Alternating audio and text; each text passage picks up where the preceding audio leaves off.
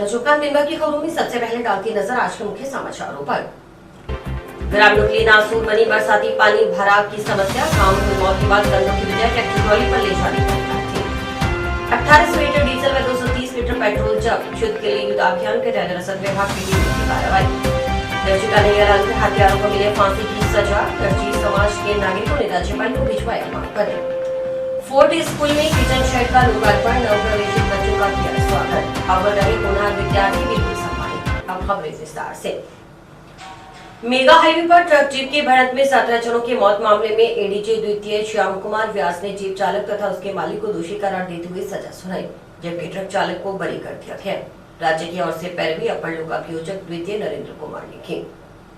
प्रकरण के अनुसार 3 मार्च 2017 को मेगा हाईवे पर 16 एमओडी के पास जीप की ट्रक से भिड़ंत हो गई।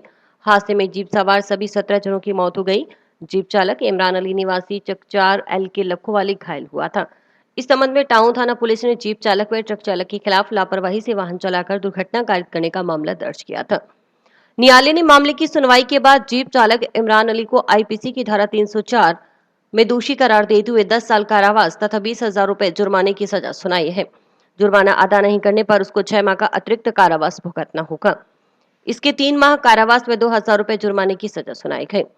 जीप मालिक मोहम्मद रफीक निवासी वार्ड 1 लखोवाली को 3 माह के कारावास और 2,000 रुपए जुर्माने की सजा सुनाई गई है, जबकि ट्रक चालक कुलवीर सिंह निवासी डबल लहर पीएस अर्शपुर जम्मू को बरी कर दिया गया।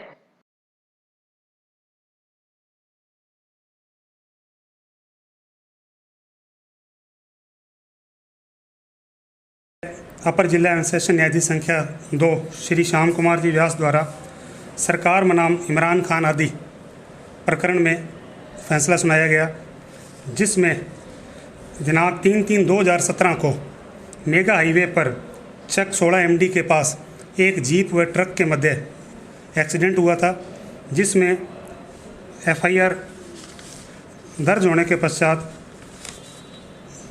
अनुसंधान अधिकारी द्वारा अभियुक्त इमरान खान, कुलवीर सिंह, मोहम्मद रफ़ीक के खिलाफ न्यायालय में चालान प्रस्तुत किया, जिसमें आज माननीय न्यायालय द्वारा अभियुक्त इमरान खान जो जीप ड्राइवर था उसे धारा 304 आईपीसी में 10 वर्ष के कारावास से दंडित किया है और 20,000 रुपये का जुर्माना अलग से लगाया गया है। और जीप मालिक मोहम्मद रफ़ीक को 140/196 MB एक्ट के तहत 3 मास का कारावास और 20 वर्ष के 2,000 रुपये के जुर्माने से दंडित किया गया है। टाउन शहर के नजदीक मेगा हाईवे पर स्थित गांव कोहला के ग्रामीणों के लिए बरसाती पानी भराव की समस्या नासूर बनकर रह गई है। ग्रामीण पिछले कई सालों से इस समस्या से जूझ रहे हैं, लेकिन ग्राम पंचायत की ओर से इस तरफ ध्यान नहीं दिया जा रहा। अकेले एक वार्ड ही नहीं, पूरे गाँव के बाशिंदे इस समस्या से परेशान है। मामूली सी बारिश के बाद भी गाँव की गलियों से निकलना दूभर हो जाता है। गुरुवार रात्रि शुरू हुई व शुक्रवार सुबह तक चले बारिश के दौर के बाद गांव की गलियों में 2 से 3 फीट तक बरसाती पानी भर गया। ग्रामीणों को घरों से निकलना मुश्किल हो गया, लेकिन ग्राम पंचायत की ओर से पानी निकासी की उचित व्यवस्था नहीं की गई। इस समस्या का नतीजा यह रहा कि गांव के वार्ड 6 में हुई बुजुर्ग की मौत के बाद परिजन अपने परिवार के मुखिया की अर्थी को अंतिम समय कंधा देने की रस्म भी नहीं निभा पाए। उन्हें अर्थी को कंधा देने की बजाय ट्रैक्टर ट्रॉली पर शमशान भूमि ले जाना पड़ा। गांव कोहला के वार्ड 6 निवासी देवीलाल स्वामी ने बताया कि गांव में पिछले करीब 3-4 साल से बरसाती पानी की निकासी न होने से समस्या बनी हुई है। गांव की गलियों में 2 से 3 फीट तक पानी भर जाता है। गुरुवार रात्रि को शुक्रवार सुबह तक हुई बारिश के बाद फिर गलियों में पानी भर गया। यह समस्या किसी एक वार्ड की नहीं बल्कि पूरे गाँव की है। पूरे गाँव में पानी भरा हुआ है, लेकिन ग्राम पंचायत कुछ नहीं कर रही। ग्राम पंचायत कोल्ला है, ये हनुमानगढ़ टाउन से एकदम नज़दीक है, आबादी से मिला हुआ है और हमारे ये पानी की 3-4 साल से बहुत बड़ी भयंकर समस्या है। अभी कल शाम को ये हमारे पड़ोस में बुजुर्ग अर्जन नाथ जी, इनकी डेथ हो गई थी। तो हमारे हिंदू रीति रिवाज के अनुसार जो परिवार के सदस्य हैं, लड़के हैं और रिश्तेदार है, कंधा दे करके अर्थी को लिया जाता है। लेकिन हमारे यहाँ पे अभी बारिश की वजह से इतना पानी है भी अर्थी हम कंधे पे नहीं लेके जा सकते, ट्रॉली में लेके जा रहे हैं। और पंचायत को 3-4 साल से लगातार लिख रहे हैं और अभी ग्राम पंचायत के पास जिला परिषद से नाला मंजूर हुआ है 31/5/2022 को मंजूरी आ गई, पेमेंट आ गई, लेकिन नाला निर्माण नहीं हो रहा है। लिखित में ग्राम पंचायत यही दे रही है कि यहाँ पानी की कोई समस्या ही नहीं है। हमारा बहुत बुरा हाल है। प्रशासन से फिर एक बार विनती है भी इसका समस्या का समाधान किया जाए। अब एक बुजुर्ग की मौत हो गई और उस परिवार पे क्या गुजर रही है, और कोई कंधा देने वाला नहीं मिल रहा है, उसको ट्रॉली के अंदर लेके जाने पड़ रही है हमारे को। ये बहुत बड़ी समस्या है, इसके ऊपर ध्यान दिया जाए और नाले का जल्दी से जल्दी निर्माण किया जाए। वहीं रामेश्वर लाल सारण ने बताया कि थोड़ी सी बारिश के बाद गांव में ये हाल हो जाते हैं। प्रशासन पंचायत को कई बार अवगत करवाया गया, लेकिन पानी निकासी की व्यवस्था नहीं करवा पाए। प्रशासन इस समस्या को सुलझाने की बजाय गांव के पास जिला स्तर की हड्डा रोडी खोलकर ग्रामीणों को एक और समस्या की सौगात दे रहा है। हड्डा रोडी के खिलाफ ग्रामीण करीबन 25 दिनों से धरने पर बैठे हैं। हमारा गांव कोला है और कोला के अंदर जब भी 5-4 आंगन बरसात होती है यही समस्या आ जाती है। प्रशासन को बहुत बार लिख के दे दिया कर दिया, लेकिन कोई सुनवाई नहीं है। जितने भी सरपंच बने हैं इसकी ये समस्या हल नहीं हो रही है।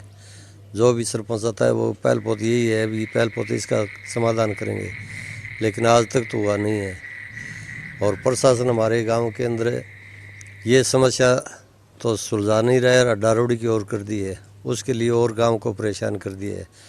अब आपको बदबू आती होगी, गांव के पास में हड्डा रोडी बना दी है जिला स्तर की, उसके लिए धरना चल रहा है आज 20-22 दिनों से, लेकिन किसी प्रकार की कोई प्रशासन है जो सुनवाई नहीं कर रहा है।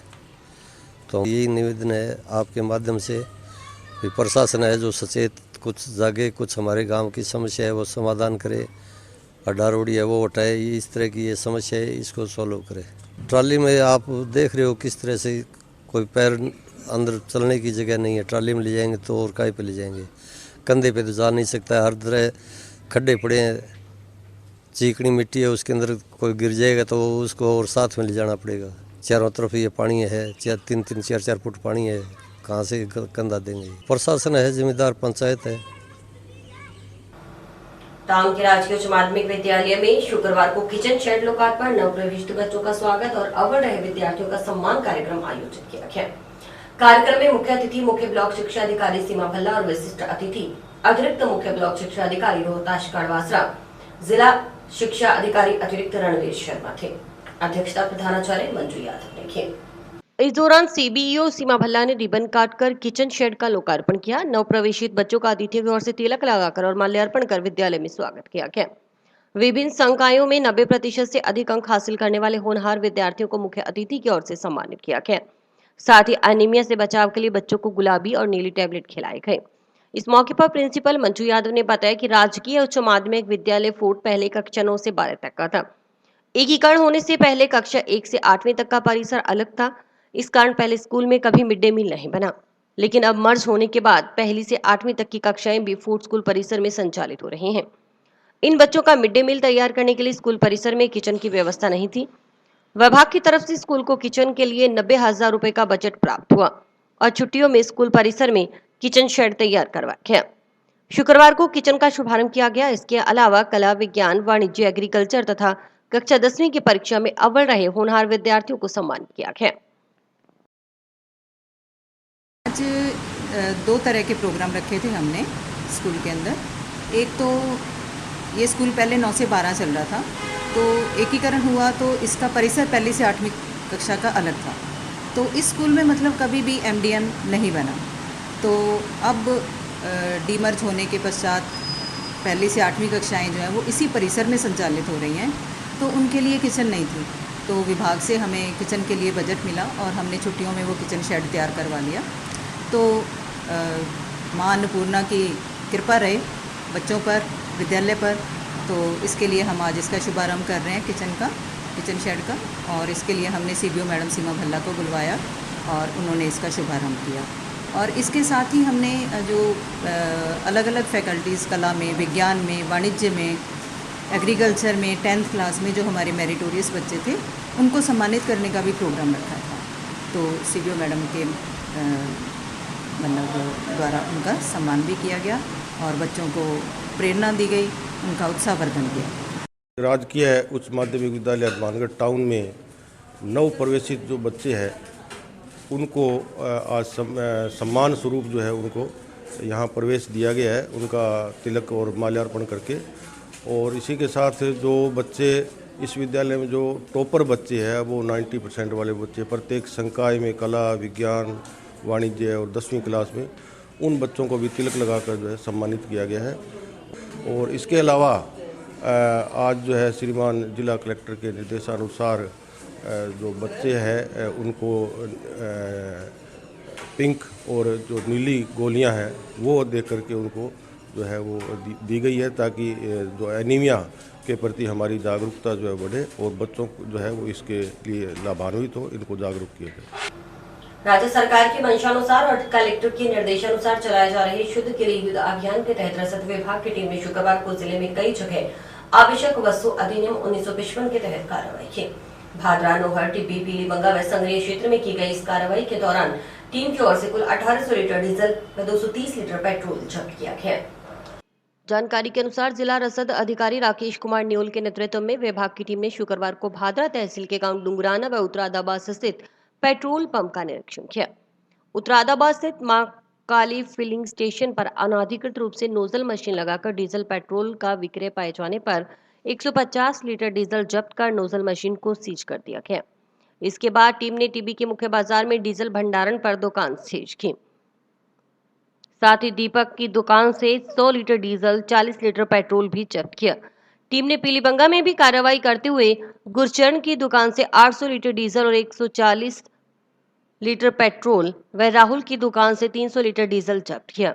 नौहर में अस्कर अली की दुकान से 210 लीटर डीजल, संग्रिया में ब्रह्मदेव माधो प्रसाद पेट्रोल पंप से 40 लीटर डीजल और भादरा के गांव सिकरोड़ी स्थित सुशील फिलिंग स्टेशन से 200 लीटर डीजल और 50 लीटर पेट्रोल जब्त कर आवश्यक वस्तु अधिनियम 1955 के तहत कार्रवाई की। कार्रवाई करने वाली टीम में डीएसओ राकेश कुमार के अलावा प्रवर्तन अधिकारी विनोद ढाल और एपी संदीप बिश्नोई शामिल थे।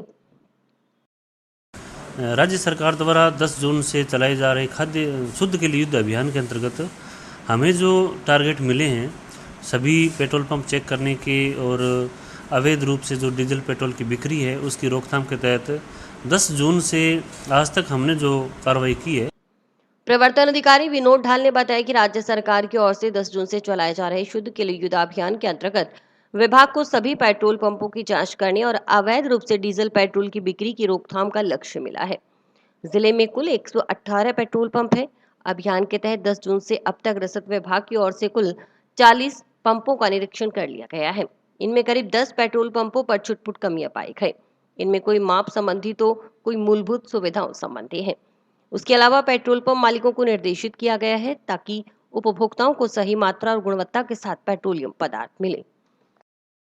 जिले में कुल लगभग 118 पेट्रोल पंप है। उसमें से आज दिनांक तक हमने कुल 40 पेट्रोल पंपों का निरीक्षण कर लिया है। उन कई पेट्रोल पंप में लगभग 10 में छोटी मोटी कमियां मिली है। कोई माप संबंधी है, कोई मूलभूत सुविधाओं संबंधी है। उसके लिए हमने पेट्रोल पंपों को निर्देशित भी किया है और एलएमओ को निर्देशित किया है कि वो जाकर के कैलिब्रेशन करे और उनको देखे ताकि उपभोक्ताओं को सही मात्रा और गुणवत्ता के साथ पेट्रोलियम पदार्थ मिले। इसके अलावा ज़िले में 2 पेट्रोल पंप ऐसे पाए गए हैं जो पेट्रोल पंप की नोजल के अलावा समानांतर रूप से हरियाणा या पंजाब से लाकर के जो डीजल या पेट्रोल बेच रहे थे उन दोनों पेट्रोल पंपों को हमने सीज किया है। और ज़िले में 10 ऐसी जगहों पर जहां बिना परमिट के और खाली दुकानों में पेट्रोल डीजल अवैध रूप से बिक्री हो रही थी उनको हमने सीज किया है, प्रकरण बनाए हैं। आवश्यक वस्तु अधिनियम 1955 के तहत इस्तगासा भी हमने दायर किया है। तो ऐसी 10 स्थानों पर लगभग हमने 2000 लीटर डीजल और कुछ मात्रा में पेट्रोल जब्त किया है। इसके अलावा जो 7 स्थानों पर जो है हमने अन्य जो कार्रवाइयाँ की है। और इसके अलावा शुद्ध के लिए युद्ध अभियान में एलएमओ को साथ लेकर के पीलीबंगा रावतसर रोड पे जो टोल नाका है उस पे धर्मकांटे की जांच की गई। जांच में ये सामने आया कि धर्मकांटा कैलिब्रेशन नहीं करवाया था और निर्धारित जो प्रचलित मानदंड है उसके अनुसार नहीं चल रहा था, उसको हमने सीज किया है। और ये अभियान हमारा जारी रहेगा। श्रीमान जिला कलेक्टर महोदय के निर्देशानुसार, राज्य सरकार की मंशा के अनुसार हम लगातार कार्रवाइयाँ कर रहे हैं। तो इससे आमजन में विश्वास भी बना है। लोग जो अवैध रूप से पेट्रोल डीजल बिक रहा है वहाँ से नहीं खरीद करके अधिकृत और गुणवत्ता के लिए लोग पेट्रोल पंपों पर भी जा रहे हैं और अभियान का अच्छा असर भी हुआ है। उदयपुर में दर्जी कन्हैयालाल की निर्मम तरीके से हत्या करने वाले आरोपियों को फांसी की सजा देने की मांग को लेकर टाउन के टेलर एसोसिएशन के बैनर तले दर्जी समाज के नागरिकों ने शुक्रवार को राज्यपाल के नाम प्रशासनिक अधिकारियों को ज्ञापन सौंपा।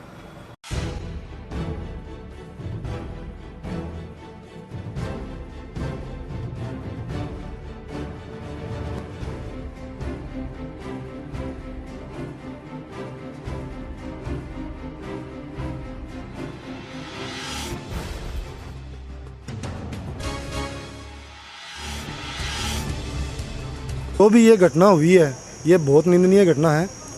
हम इस घटना का पुरजोर से विरोध करते हैं और जो आगे से ये घटना ना हो इसके लिए हम महामहिम राज्यपाल को हम ये ज्ञापन सौंप रहे हैं और जो ये मुलजिम हैं इनको जल्द से जल्द फास्ट कोर्ट में इसका होके और 15 दिन के अंदर इसको फांसी की सज़ा हो।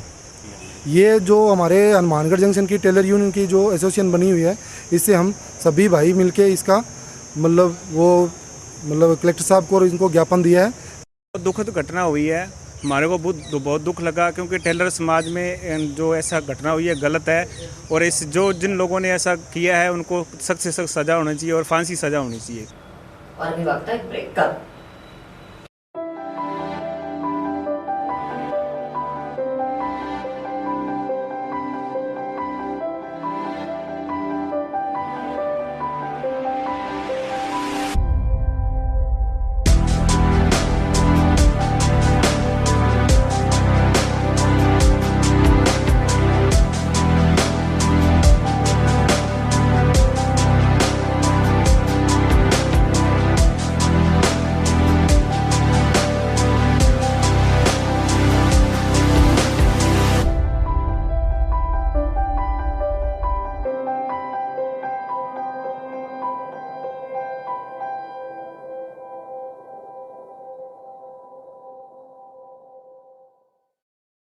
शुक्रवार को बारिश से मौसम सुहावना हो गया। तापमान में गिरावट आने से लोगों को भीषण गर्मी और उमस से राहत मिली। जिले में शुक्रवार सुबह बरसात से धान की फसल को भी जीवनदान मिला है। बरसात के बाद कई जगहों पर पानी निकासी नहीं होने से लोगों को परेशानी बढ़ गई। तेज बारिश के बाद जिले के नगर निकायों के पानी निकासी के दावों की भी पोल खुल गए। जिले में कई कस्बों में जलभराव की स्थिति भी देखी गई। बारिश के बाद किसानों के चेहरे इस बरसात से खिले खिले नजर आए। किसानों ने बताया कि बरसात से धान की फसल को फायदा मिलेगा, साथ ही नरमे की फसल का भी उत्पादन बढ़ेगा। बारानी क्षेत्र के किसानों के लिए ये बरसात किसी संजीवनी से कम नहीं। बारानी क्षेत्र में गर्मी से झुलस रही खड़ी फसलों को बरसात से बड़ी राहत मिली है। जिला मुख्यालय के नजदीक 18 एचएमएच में पानी निकासी की सही व्यवस्था न होने से सड़क किनारे बनी नाली टूट गई, जिस वजह से सड़क किनारे 4 किसानों के खेत में खड़ी 30 बीघा खेत में धान की फसल पूरी तरह बह गई। वहीं बारिश के दौरान शहर के निचले हिस्सों में पानी भरा रहा। एक बारगी जंक्शन टाउन में जल भराव की समस्या देखी गई।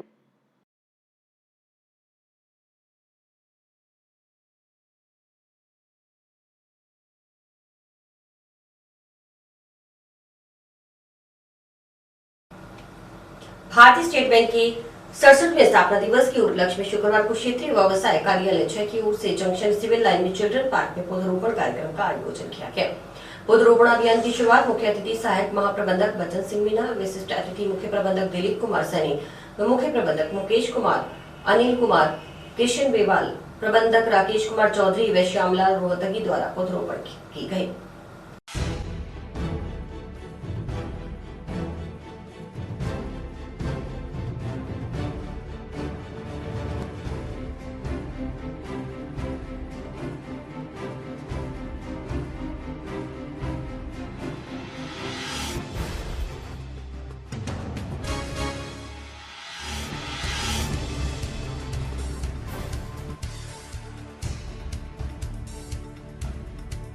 एक्चुअली भारतीय स्टेट बैंक डे जो 67 है वो पूरे ऑल ओवर इंडिया बड़े हर्षोल्लास से मनाया जा रहा है। इसी के उपलक्ष्य में हनुमानगढ़ में हमारी क्षेत्रीय व्यवसाय कार्यालय 6 की तरफ से हमारी टीम की तरफ से इस पार्क में जो नया पार्क डेवलप हुआ है इसमें वृक्षारोपण कार्यक्रम हमने रखा गया है। यहाँ लगभग 20 पौधे हमने लगाए गए हैं और इसमें भविष्य में इसकी देखभाल भी हम करेंगे। आज पॉलीथीन फ्री, जो पॉलीथीन का यूज़ नहीं करना है, जो सरकार का जो अभियान चला है इसके तहत, और एक ग्रीन जो ऑक्सीजन की कमी आ रही थी, इसके कारण हमने यही सेलेक्ट किया है कि आजकल ग्रीनरी की बहुत आवश्यकता है, जो पेड़ पौधे होने चाहिए। इसी के उपलक्ष्य में आज हम ये यहाँ पे ट्री प्लांटेशन कर रहे हैं। कि प्राथमिकताएं हर घर में बैंक की सुविधाएं पहुँचाना, जिसके पास डिपॉजिट है उसके लिए डिपॉजिट की सुविधाएं देना, जिसके पास अपने बिजनेस के लिए क्रेडिट की ज़रूरत है वहाँ उसको ऋण संबंधी जो भी छोटे बड़े जैसे भी व्यवसाय हैं अपने कस्टमर के हिसाब से सभी सुविधाएं बैंक में उपलब्ध हैं।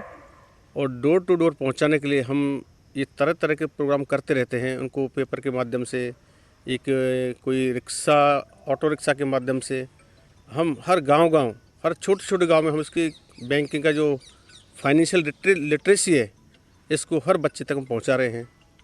बैंक की 67th बर्थडे में हम ट्री प्लांटेशन कर रहे हैं RBO 6 के द्वारा।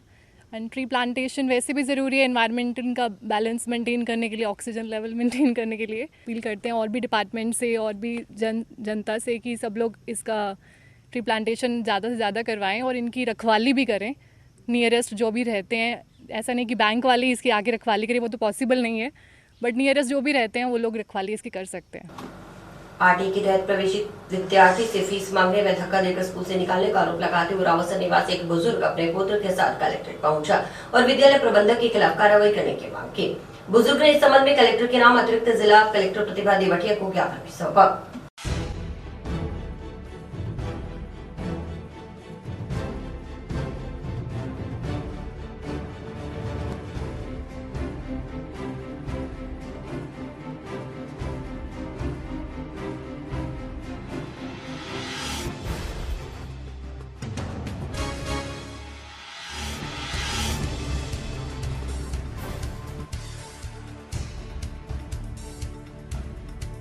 कलेक्टर साहब के पास आया था।